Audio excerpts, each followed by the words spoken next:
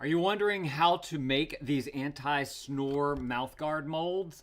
I'm going to do that in today's video for you guys. So first of all, it comes with this little puck right here, and the little puck has got a green dot on it, and so you're going to need boiling water. I don't think it's hot anymore, actually. You're going to need boiling water to be able to put that into, and it's going to turn red, and that lets you know that that is the optimal temperature to make the mold. So I'm going to go ahead and throw that into there.